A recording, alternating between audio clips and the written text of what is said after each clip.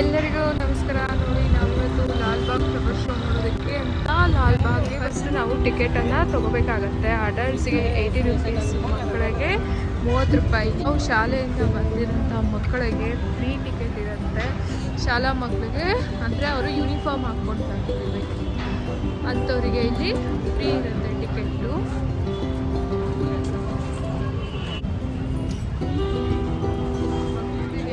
ತಕ್ಷಣ ಈ ರೀತಿ ಇದೆ, ಇಲ್ಲಿ ಚೆಕಿಂಗ್ ಆಗುತ್ತೆ. ಚೆಕಿಂಗ್ ಮಾಡಿ ಆಮೇಲೆ ನಾವು ಒಳಗೆ ಹೋಗ್ಬೇಕಾಗತ್ತೆ. ನೋಡಿ, ಒಳಗಡೆ ಬಂದ್ಮೇಲೆ ಈ ತರ ಇದೆ ಲಾಲ್ಬಾಗ್ ಎಂಟ್ರೆನ್ಸ್. ಒಳಗೋಗೋದಕ್ಕೆ ಫಲಪುಷ್ಪ ಪ್ರದರ್ಶನಕ್ಕೆ ನೋಡಿ, ಇಲ್ಲಿ ತುಂಬಾ ಚೆನ್ನಾಗಿ ಹೂವಿನಿಂದ ಅಲಂಕಾರ ಮಾಡಿರುವಂಥದ್ದು.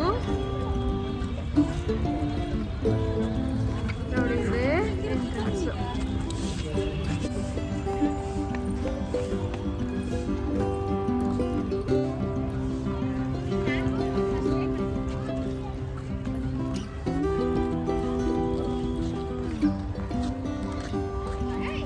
ನೋಡಿ, ಲಾಲ್ಬಾಗ್ ವರ್ಣರಂಜಿತವಾದಂತಹ ಒಂದು ಸಸ್ಯ ತೋಟ.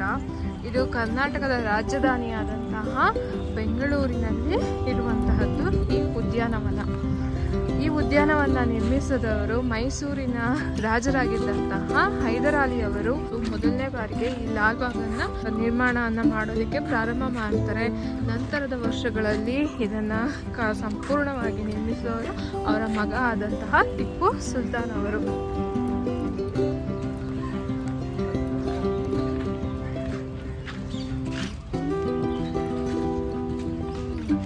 ಜನಗಳಿಗೆ ಸುತ್ತಾಡೋದಕ್ಕೆ ಅಂತ ಈ ಥರ ಬ್ಯಾಟ್ರಿ ಕಾರಿನ ವ್ಯವಸ್ಥೆ ಸಹ ಇದೆ. ಇದು ತುಂಬ ವಿಶಾಲವಾಗಿರುವಂತಹ ಉದ್ಯಾನವನ ಆಗಿರೋದ್ರಿಂದ ಇಲ್ಲಿ ನಡ್ಕೊಂಡು ಓಡಾಡೋದಕ್ಕೆ ವಯಸ್ಕರಿಗೆ, ಮಕ್ಕಳಿಗೆ ಕಷ್ಟ ಆಗ್ಬೋದು. ಅದಕ್ಕೆ ಈ ರೀತಿ ಬ್ಯಾಟ್ರಿ ಕಾರಿನ ವ್ಯವಸ್ಥೆ ಸಹ ಇಡಲಾಗಿದೆ. ಅದರ ಮೂಲಕ ನೀವು ಇಡೀ ಉದ್ಯಾನವನವನ್ನು ಸುತ್ತಾಡಿಕೊಂಡು ಬರಬಹುದು. ನೋಡಿ, ಇಲ್ಲಿ ಒಂದು HMT ವಾಚ್ ಸಹ ಇಟ್ಟಿದ್ದಾರೆ. ಅದನ್ನು ಸಹ ಫ್ಲವರ್ಸಿಂದನೇ ಡೆಕೋರೇಟ್ ಮಾಡಿರುವಂಥದ್ದು ನೋಡ್ಬೋದು.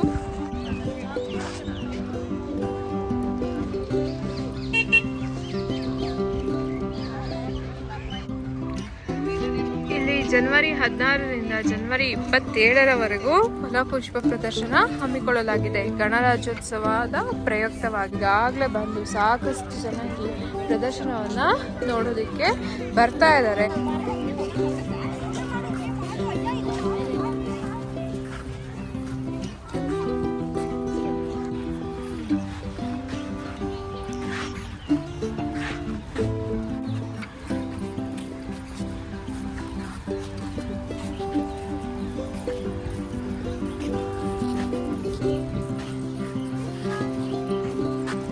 ಇದು ಚಾಮರಾಜ ಒಡೆಯರವರ ಪ್ರತಿಮೆ.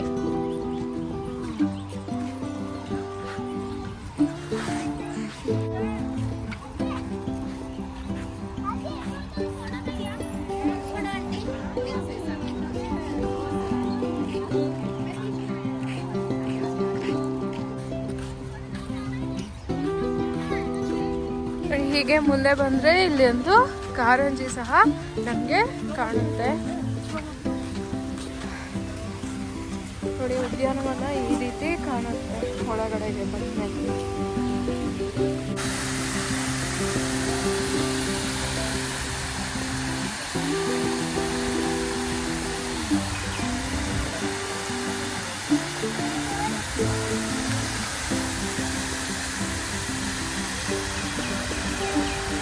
ನಮಗೆ ಒಳಗಡೆ ಬರ್ತಾ ಬರ್ತಾ ನೋಡಿ ಈ ತರ ಕಾಣುತ್ತೆ.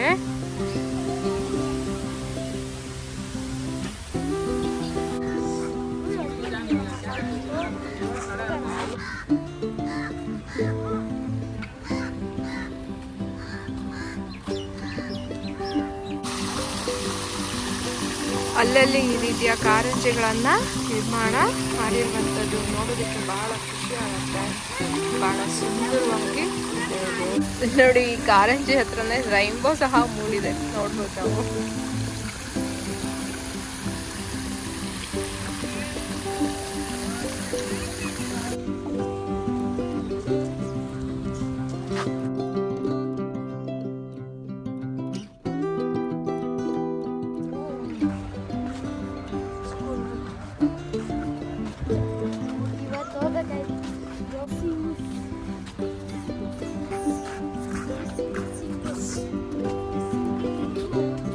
ನೋಡಿ ನಾವೀಗ ಗಾಜಿನ ಮನೆಗೆ ಹೋಗ್ತಾ ಇದ್ದೀವಿ ಫಲಪುಷ್ಪ ಪ್ರದರ್ಶನವನ್ನು ನೋಡೋದಕ್ಕೆ.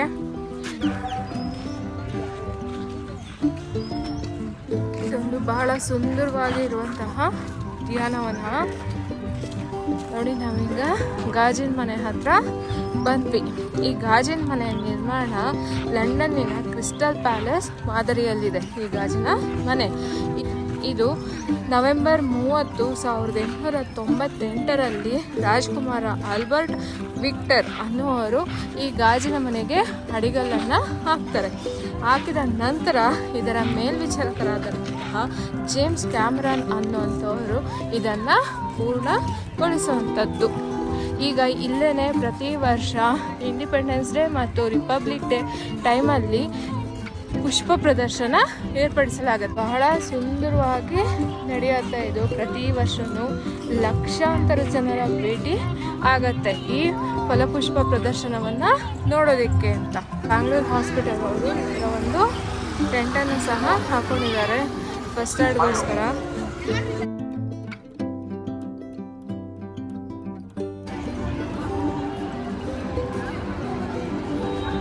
ಈಗ ಗಾಜಿನ ಮನೆ ಒಳಗೆ ಬಂದ್ವಿ.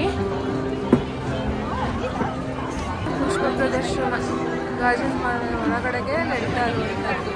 ವಾಲ್ಮೀಕಿ ಅವರ ಥೀಮಲ್ಲಿ ಮಾಡಿದ್ದಾರೆ ಪುಷ್ಪ.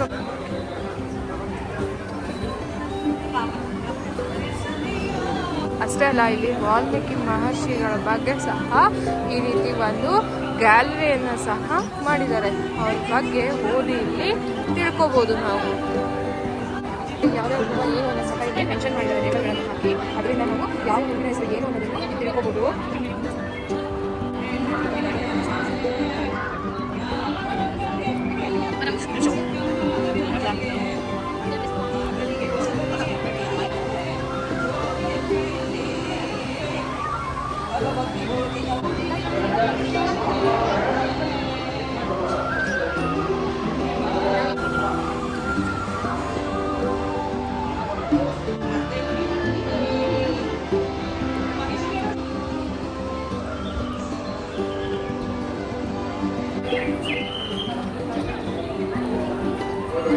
ಭಕ್ತ ಹನುಮಂತ ಆಂಜನೇಯ ಸ್ಥಾಪನೆ ಸಹ ಆಗಿದೆ.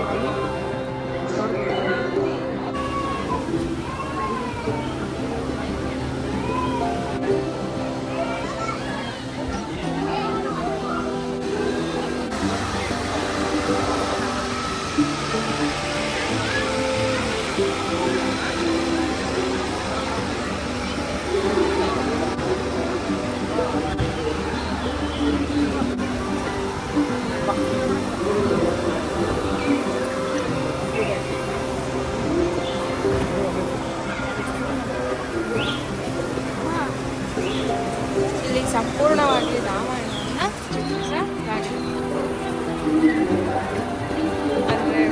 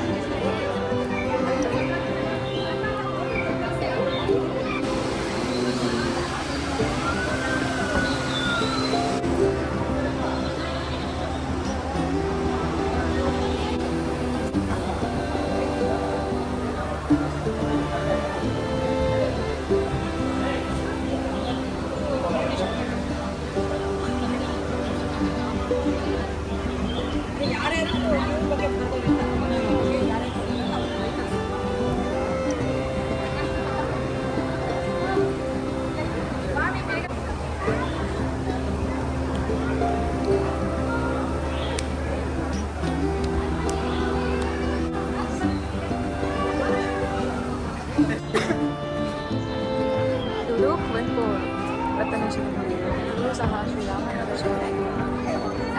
ರಚಿಸಿದ್ದು ಇವರದು ಸಹ ಸ್ಟ್ಯಾಚು. ಅಂದರೆ ಈ ವಾಲ್ಮೀಕಿ ಅವರು ರಾಮಾಯಣವನ್ನು ರಚಿಸನೇ ಬಹಳ ಫೇಮಸ್ ಆದದ್ದು.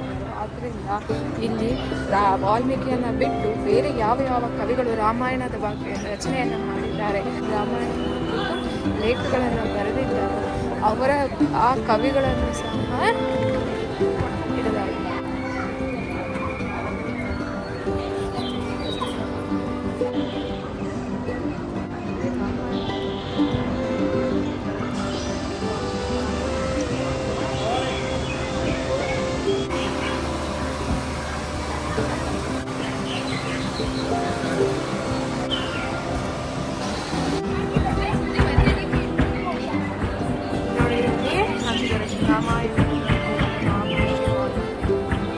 ಇಲ್ಲಿ ಅವ್ರು ಬರೆದಂತಹ ರಾಮಾಯಣದ ಪುಸ್ತಕದಲ್ಲಿ ಮಾಡಿದ್ದಾರೆ.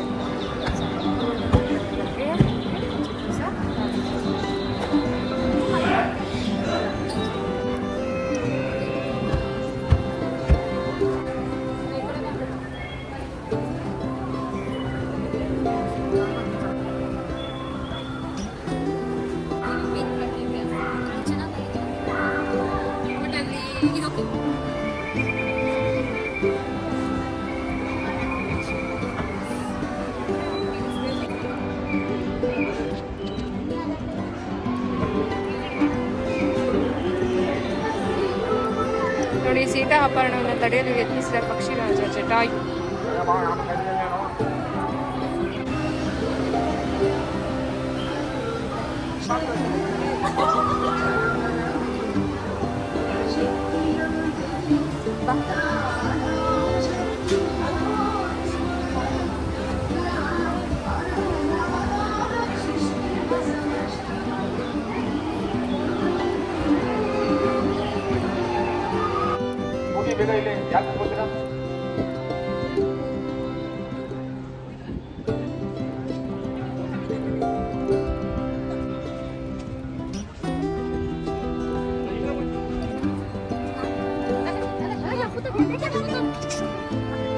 ಗಾಜಿನ ಮನೆ ಹೊರಗಡೆ ಬಂದ್ಮೇಲೆ ನಮಗೆ ಈ ತರ ಕಾಣುತ್ತೆ. ಸುತ್ತ ಈ ತರ ಇದೆ.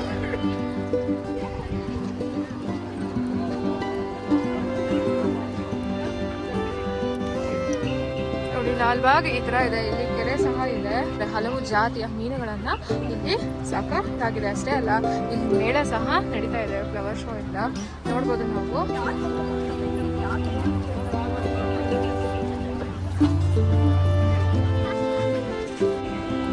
ನೋಡಿ, ನಾವು ಗಾಜಿನ ಮನೆಯಿಂದ ಹೊರಗಡೆ ಬಂದಾಗ ನಮಗೆ ಈ ರೀತಿ ಕಾಣುತ್ತೆ ಸಸ್ಯ ಕೂಟ.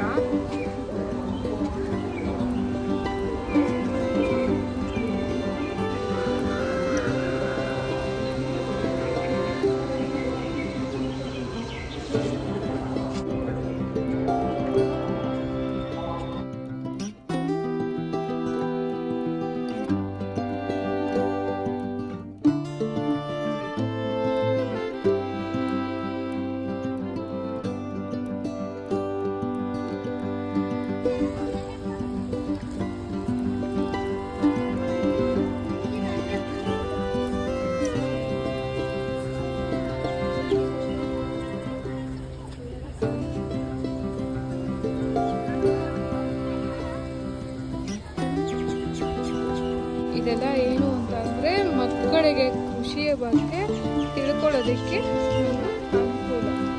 ನೋಡಿ, ಹೇಗೆ ಮಾಡ್ಬೋದು, ಏನೇನಿರುತ್ತೆ ಅನ್ನೋದ್ರ ಬಗ್ಗೆ ಮಾಹಿತಿಯನ್ನು ನೀಡಲಾಗಿದೆ.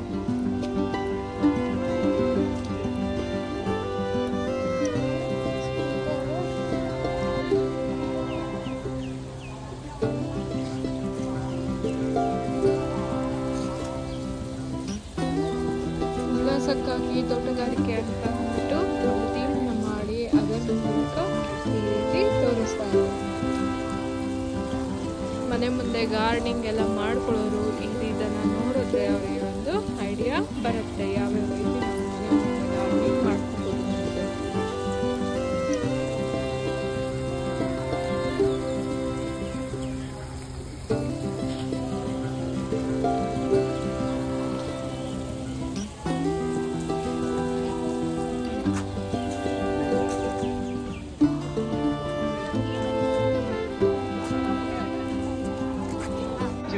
ಸ್ವಾಗತ.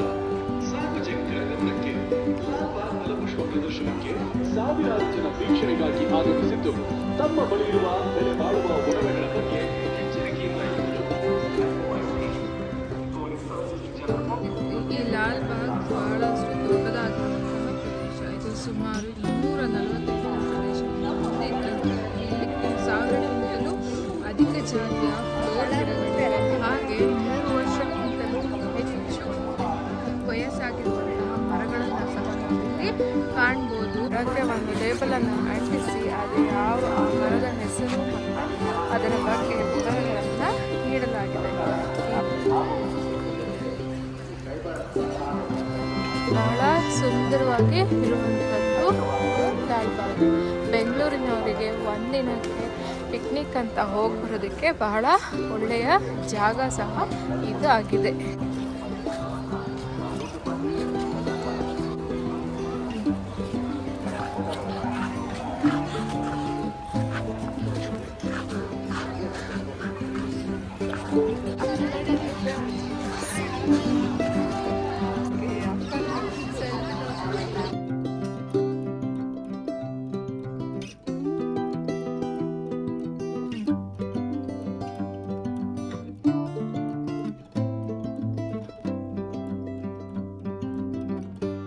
ಇಲ್ಲಿ ಸೇಲ್ ಸಹ ಹಾಕಿದ್ದಾರೆ.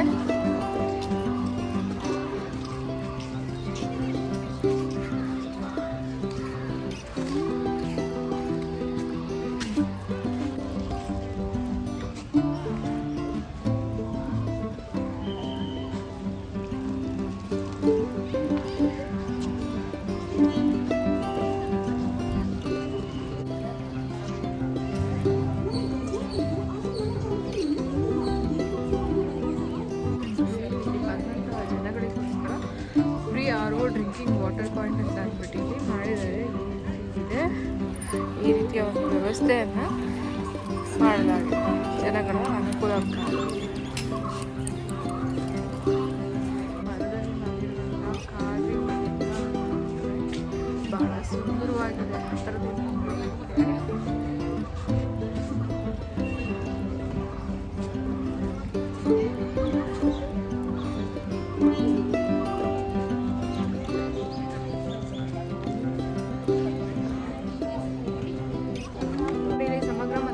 ಬೇಸಾಯ ಪದ್ಧತಿ ಆವೃತ್ತಿ ಅಂತ ಹಾಕಿದ್ದಾರೆ.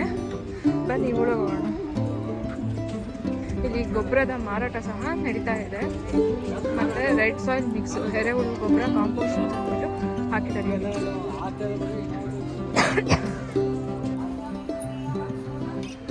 ಭಾರತದ ಕೃಷಿ ಪದ್ಧತಿ ಕ್ರಿಸ್ತಶಕ 1200ರಲ್ಲಿ ಯಾವ ರೀತಿ ಮಾಡ್ತಿದ್ರು, ಆಮೇಲೆ ಯಾವ ರೀತಿ ಇದು ಡೆವಲಪ್ ಆಯಿತು ಅನ್ನೋದ್ರ ಬಗ್ಗೆ ಎಲ್ಲ ಇಲ್ಲಿ ಮಾಹಿತಿ ಇದೆ.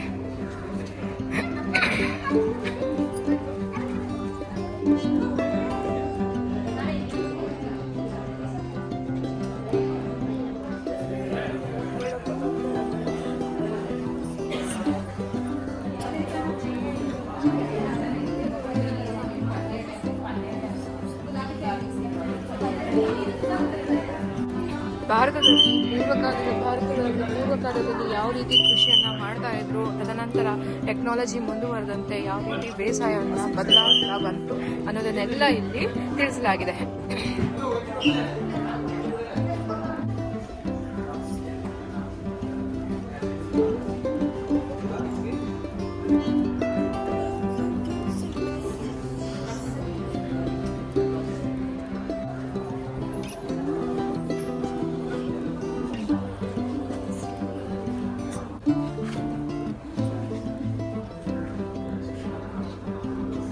ರೇಷ್ಮೆ ಕೃಷಿ ಬಗ್ಗೆ ಇಲ್ಲಿ ತಿಳಿಸಲಾಗಿದೆ.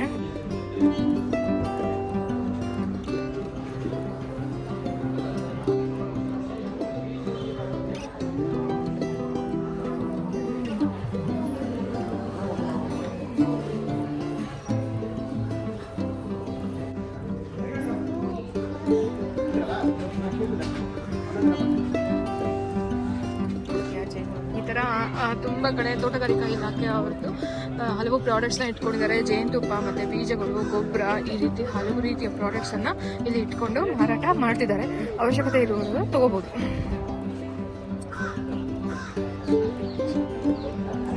ನೋಡಿ, ಮರದಲ್ಲೇ ಮಾಡಿರುವಂತಹ ಮರಕುಟಿಕ ಇದು. ಈ ರೀತಿ ಹಲವು ರೀತಿಯ ಕಾರ್ವಿಂಗ್ಗಳನ್ನು ನೀವು ಇಲ್ಲಿ ಬಂದರೆ ನೋಡ್ಬೋದು. ಇಲ್ಲಿ ನಮಸ್ತೆ ಅಂತ ಮಾಡಿದ್ದಾರೆ.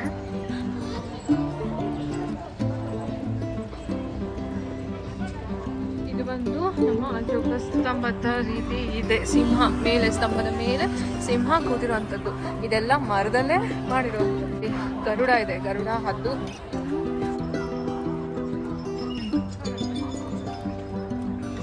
ಹೀಗೆ ಮುಂದೆ ಬಂದರೆ ನಿಮಗೆ ಇಲ್ಲಿ ಬೆಟ್ಟ ಕಾಣುತ್ತೆ, ಲಾಲ್ಬಾಗ್ ಬೆಟ್ಟ. ಈ ಬೆಟ್ಟ ಬಂದು ಸುಮಾರು 3000 ವರ್ಷಗಳಷ್ಟು ಹಳೆಯದಾದಂತಹ ಬೆಟ್ಟ ಇದು. ಆಗ್ಲಿಂದನೂ ಹೀಗೆ ಇದೆ ನೋಡಿ. ಸುಮಾರು ಜನ ಹತ್ತಿದ್ದಾರೆ, ನೋಡ್ಬೋದು ಈ ಬೆಟ್ಟದ ಮೇಲೆ. ನೋಡಿ, ಇದು ಬಂದು ಮೈಸೂರಿನಲ್ಲಿರೋ ರೀತಿ ತಂಡಿ ಸಡಕ್ ಥರ ಮಾಡಿದ್ದಾರೆ. ಇಲ್ಲಿ ನೋಡಿ, ಮರ ಯಾವ ರೀತಿ ಗಂಟೆ ಆಗಿದೆ ಅಂತ ಅಂದ್ಬಿಟ್ಟು ನೋಡ್ಬೋದು. ಪೂರ್ತಿಯಾಗಿ ಇರುವಂತಹ ಜಾಗ ಇದು. ಇಂಥ ಬಿಸಿಲಿನಲ್ಲಿ ಬಂದ್ರೂ ಇಲ್ಲಿ ಬಂದು ಕೂತ್ಕೊಂಡ್ರೆ ನಿಮಗೆ ಸಂಪೂರ್ಣವಾಗಿ ತಣ್ಣನೆಯ ಅನುಭವ ಆಗತ್ತೆ.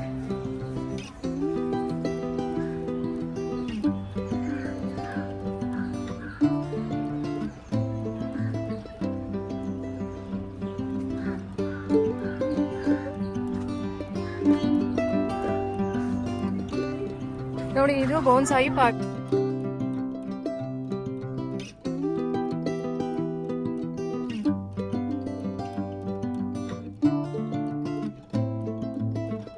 ಇದೆಲ್ಲ ತುಂಬಾ ದೊಡ್ಡದಾಗಿ ಬೆಳೆಯುವಂತಹ ಮರಗಳು. ಈ ಮರಗಳನ್ನ ಇಷ್ಟು ಚಿಕ್ಕದಾಗಿ ಬೆಳೆಸಿದ್ದಾರೆ. ಇದಕ್ಕೆ ಬೋನ್ಸಾಯಿ ಬೇಸಾಯ ಪದ್ಧತಿ ಅಂತ ಕರೆಯುವಂಥದ್ದು.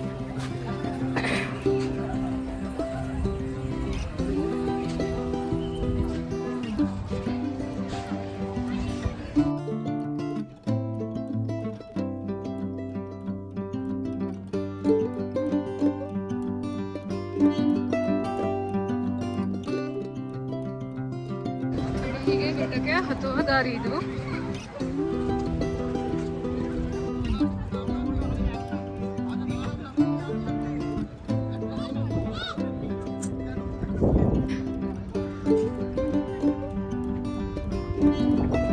ಬೆಟ್ಟದ ಮೇಲೆ ನಿಂತ್ಕೊಂಡ್ರೆ ಲಾಲ್ಬಾಗ್ ಕಾಣುತ್ತೆ ಸುತ್ತಲಿನ ಪ್ರದೇಶ.